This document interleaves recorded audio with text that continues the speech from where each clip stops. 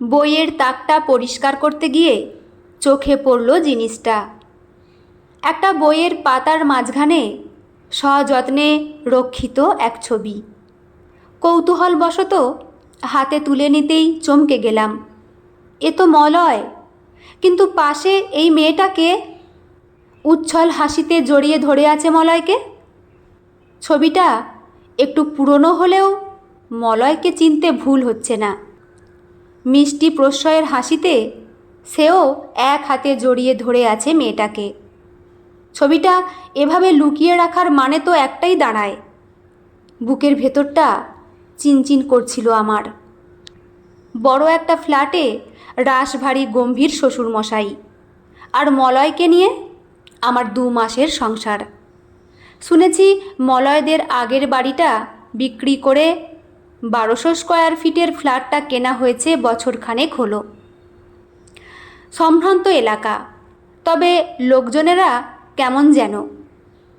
কারোরই প্রতিবেশীদের সম্পর্কে কোনো উৎসাহ নেই, নিজেদের জগতেই ব্যস্ত। মলয় অফিসে বেরিয়ে গেলে সারাদিন আমি একা, কথা বলার মানুষ নেই। শ্বশুরমশাই সারাক্ষণ নিজের ঘরে বই মুখে করে বসে থাকেন। বাপ ছেলে দুজনেই বই পাগল মানুষ। মলয়ের ঘরে বিশাল বইয়ের র্যাক আছে একখানা, কিন্তু গুছানো নয়, কাঁচের গায়ে ধুলো জমেছে। অনেক দিন থেকেই বইয়ের তাকটা পরিষ্কার করব ভাবছিলাম, আজ সেই কাজেই লেগেছিলাম। তাক থেকে বইগুলো নামাতে গিয়েই অঘটনটা ঘটেছে। একটা বইয়ের ভেতর থেকে বেরিয়ে এসেছে ছবিটা। ঘরময় ছড়ানো বইয়ের মাঝখানে থেবড়ে বসে পড়েছি, হাতে ধরা ছবিটা।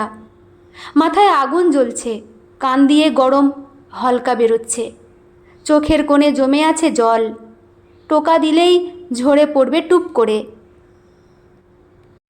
বৌদি, আসবো? শিখাদির গলা। বলেছিলাম কাজ ছাড়া হলে এ ঘরে একবার আসতে, বইয়ের তাকটা দুজনে মিলে গোছাবো। আমি শিখাদির দিকে তাকালাম না, তাকালেই চোখের জলটা ধরা পড়ে যাবে। গলার কাছে জমে ওঠা বাষ্প জোর করে গিলে নিয়ে বললাম, দরকার নেই শিখাদি, আমি একাই করে নেব। তাহলে আমি বেরিয়ে পড়ি? শিখাদি খুশি হয়। হ্যাঁ। আমার চারপাশটা ফাঁকা হয়ে গেছে, বুকের ভেতরটা ধুধু করছে খোলা মাঠের মতো। অবসন্ন শরীরে বিছানায় শুয়ে পড়লাম।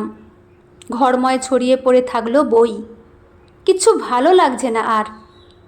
সারাদিন গুম হয়ে থাকি। দুপুরে শ্বশুরমশাইকে খেতে দিয়ে নিজে ভাত নাড়াচাড়া করে উঠে পড়েছি। খাবার গলা দিয়ে নামবে না জেনেও ভাত নিয়ে বসেছিলাম, নইলে শ্বশুরমশাইয়ের 1000টা প্রশ্নের জবাব দিতে হতো। এ কি, ঘরটার কি অবস্থা করে রেখেছ? মলয় ফিরেছে অফিস থেকে। আমি চুপ করে শুয়ে থাকি। কি হলো, উত্তর দিচ্ছ না যে? কেন বিয়ে করলে আমায়? উঠে বসেছি আমি। মানে? মলয় অবাক হয় নাকি ভান করে বোঝা যায় না।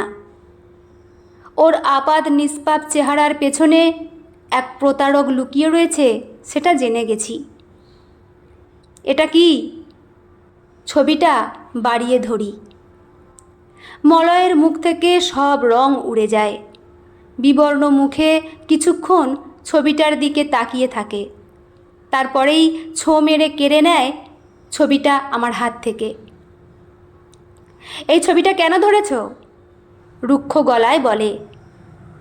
একটু আগের অবাক ভাবটা সরে গিয়ে রুক্ষতা জায়গা নিয়েছে সেখানে।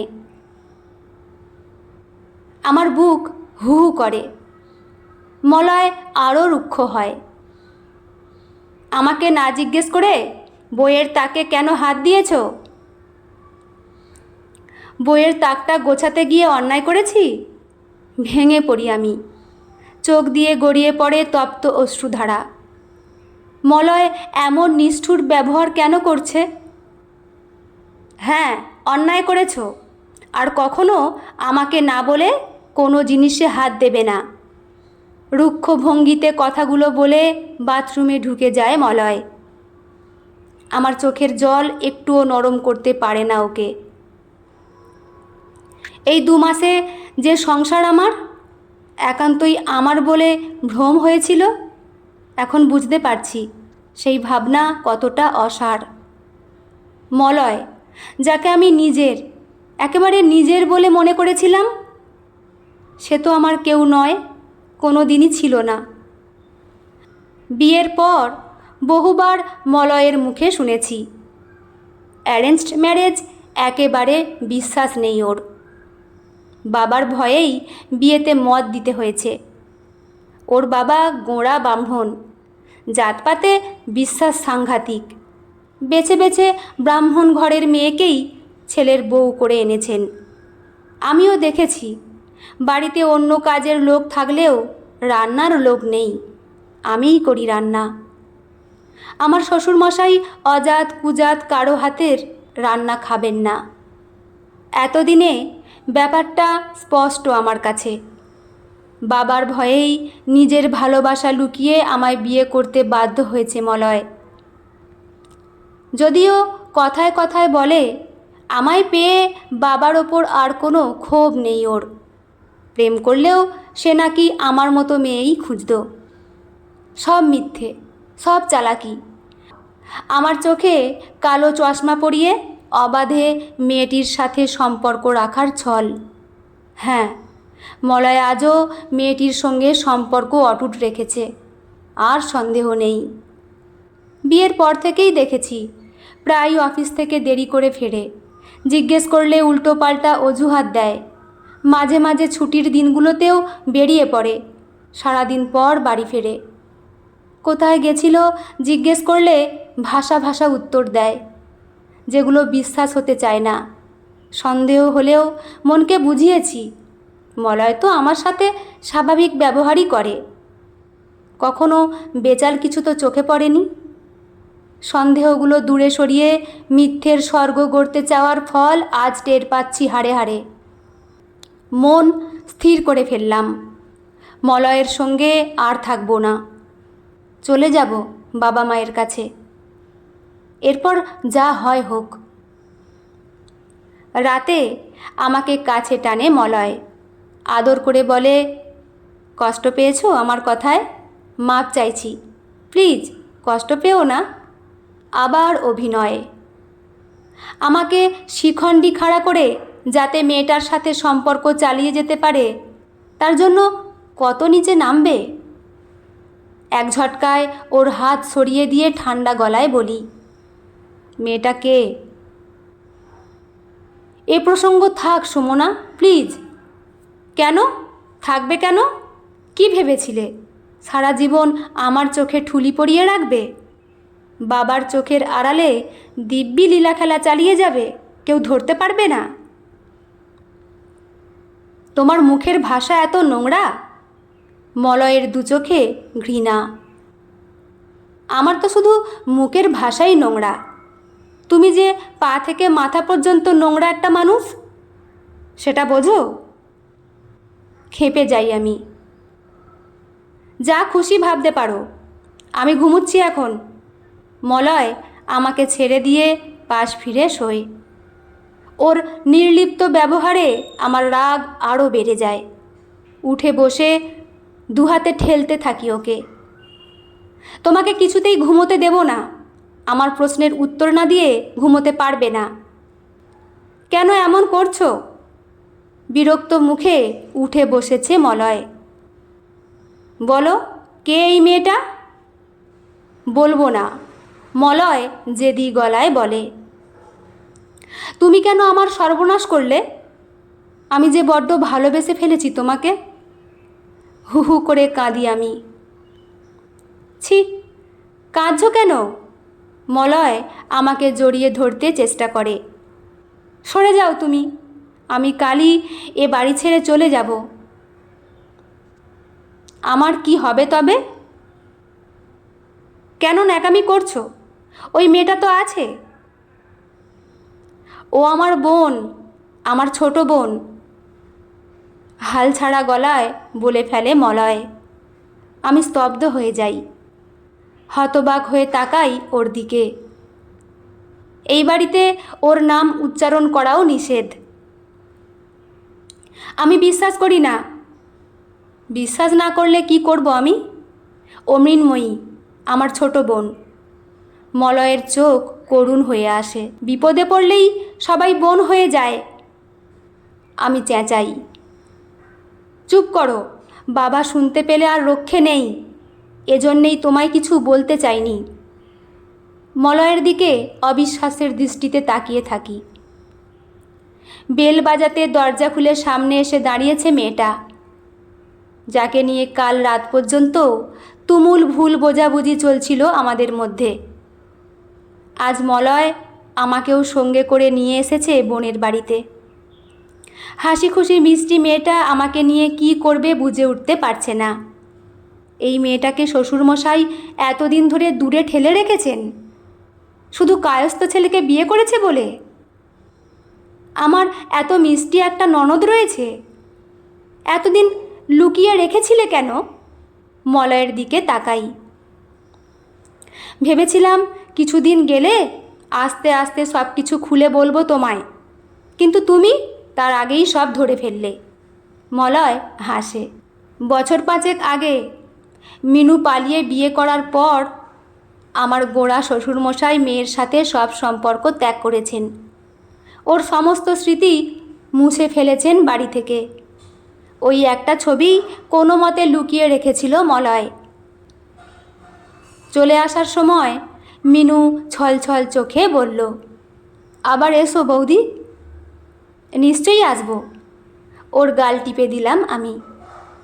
কাউকে জানতে দিই না মনের মধ্যে কি প্রতিজ্ঞা লালন করছি এই মুহূর্তে। পরদিন শ্বশুরমশাইয়ের মুখোমুখি হলাম। এত বড় অন্যায় উনি কিসের ভিত্তিতে করেছেন সেটা জানতেই হবে। তোমার সঙ্গে এ বিষয়ে কোনো কথা বলতে চাই না। শ্বশুরমশাই হাতের বইতে চোখ রাখলেন। শুধু বলুন, মিনুকে কেন দূরে সরিয়ে রেখেছেন? পালিয়ে বিয়ে করেছে বলে, নাকি কায়স্থ ছেলেকে বিয়ে করেছে বলে? আমি নাছোড়বান্দা। ধরে নাও দুটোই। ও আমার বিশ্বাসভঙ্গ করেছে, তাই ওর সব স্মৃতি মুছে দিয়েছি যত্ন করে। তোমার এত কথা জানার দরকার নেই, যাও এখন, আদেশের গলায় বললেন তিনি। আপনি মিনুকে দূরে সরিয়ে দিলেও মলয় যে বারবার বোনের সঙ্গে যোগাযোগ রেখেছে সেটা জানেন? জানি, আমাকে চমকে দিয়ে বললেন ইনি। সব জেনেও ভাই বোনের এত ভালোবাসার মাঝে দেয়াল তৈরি করেছেন? আপনি মিনুকে ফিরিয়ে আনুন। তুমি যাও এখন। আপনি এত যে বই পড়ছেন সবই বৃথা। বইতে বুঝি জাতপাতের কথা লেখা থাকে? যাও তুমি। তার মুখ লাল হয়ে আসে। আপনি বুঝতে পারছেন না, আমার দিদির সাথেও এভাবে সব সম্পর্ক ত্যাগ করেছিলেন বাবা। একদিন খবর এলো দিদি আর নেই। বড় অভিমানে চলে গিয়েছিল দিদি। একটা অ্যাক্সিডেন্ট কেড়ে নিয়েছিল দিদিকে আর ওর বরকেও। আমার মুখ করুণ হয়ে আসে। তোমার দিদি? শ্বশুরমশাই বিহল চোখে তাকান। হ্যাঁ, নাম না নিলেও যাকে ভুলতে পারেননি বাবা, কখনো মাফও করতে পারেননি নিজেকে, আমরা জানি। ভগবান না করুন মিনুর সাথে যদি এমন হয়, মাফ করতে পারবেন তো নিজেকে? চুপ করো। শ্বশুরমশাইয়ের চিৎকারটা আর্তনাদের মতো শোনালো। জীবনটা কদিনের বলুন তো? কত অল্প সময় নিয়ে আসি আমরা সবাই। এই ছোট্ট জীবনে যতটা সম্ভব প্রিয়জনদের জড়িয়েই তো বাঁচতে চায় মানুষ। কে কখন হুট করে চলে যায়। জাতপাতের মতো তুচ্ছ কারণে কাছের জনের সাথে দূরত্ব তৈরি করা কতটা বোকামি একবার ভেবে দেখুন। আমার দিদিটার কথা একটু ভাবুন। মিনুকে ফিরিয়ে আনুন। কিছুক্ষণ চুপ করে থেকে মাথা তুললেন তিনি। মিনু যদি এ বাড়িতে আসেও আমার সাথে যেন দেখা না করে বলে দিও। আমি প্রায় লাফাতে লাফাতে চলে আসি। রাতে বিজয় গর্বে মলয়কে বলি, এইটুকু যখন এগিয়েছেন বাবা, বাকিটুকুও হয়ে যাবে, নিশ্চিন্ত থাকো।